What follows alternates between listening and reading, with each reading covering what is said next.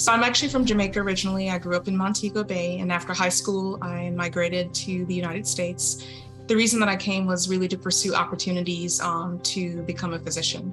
My mom tells me that I've wanted to be a doctor since I was 6 years old. She remembers that clearly.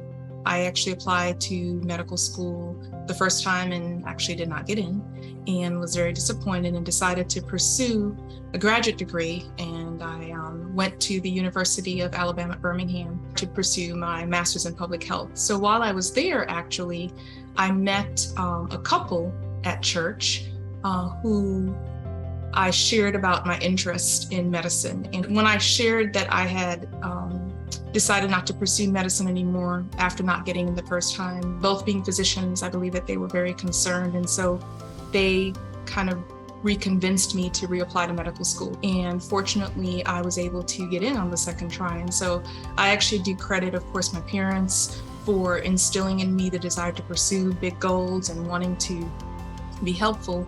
But I really appreciate them for helping me to hang on when I thought that that dream was not something I could actually achieve. They became my in-laws, and so that's how that story went down. I actually ended up getting married to their son 3 days before I started medical school.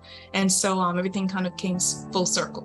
My mother-in-law is a retired pediatrician now, but she had been very familiar with the National Health Service Corps, and she actually encouraged me to apply. And that's actually how I found out about it. And so I applied and was fortunate to be granted the scholarship the beginning of medical school.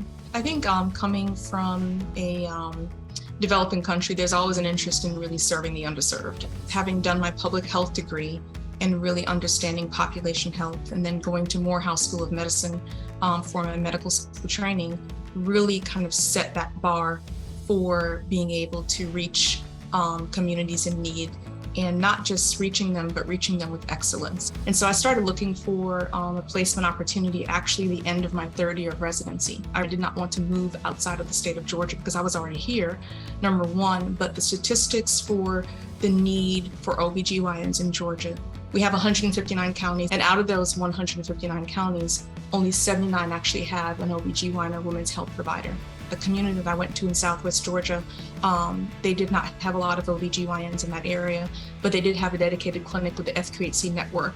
And so that became a huge opportunity. And I practiced there. I did my 4 years of scholarship repayment in terms of fulfilling my obligation. And then I actually stayed an additional 2 years. And then I went back and did a little bit of help even when I transitioned to a new community. And so it really was where I really put my roots down. And somewhere along the way, I was nominated to be considered to become a council member, being interested, of course, in contributing on a larger scale to how the NHSC can really help to meet the needs of communities. And so because of my varied experiences, thought that it might be a good platform for me to share some of the things that I had learned, and also to be a part of whatever new policies or changes or recommendations might be coming down the pipeline.